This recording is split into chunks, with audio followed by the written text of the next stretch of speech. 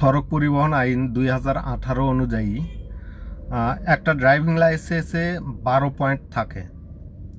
তো এই 12 পয়েন্ট বিভিন্ন অপরাধের কারণে কাটতে কাটতে যখন শূন্য হয়ে যাবে তখন ওই ব্যক্তির ড্রাইভিং লাইসেন্স বাতিল হয়ে যাবে।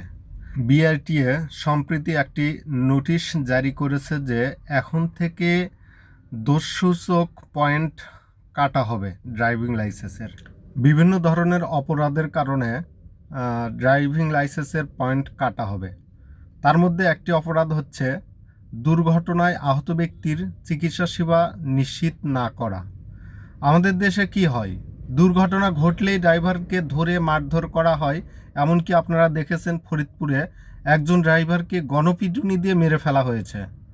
তো আমরা ড্রাইভাররা দুর্ঘটনা ঘটলে আহত ব্যক্তির চিকিৎসা সেবা কিভাবে নিশ্চিত করব, তাকে কিভাবে হাসপাতালে নিয়ে যাব? আমাদের ড্রাইভারদেরকে তো দুর্ঘটনা ঘটার সাথে সাথেই কী কারণে দুর্ঘটনা ঘটছে এটা দেখা হয় না, মারধর করা শুরু করে দেয়। যার ফলে ড্রাইভাররা হচ্ছে দুর্ঘটনা ঘটলেই জীবন নিয়ে পালিয়ে যাওয়ার চেষ্টা করে।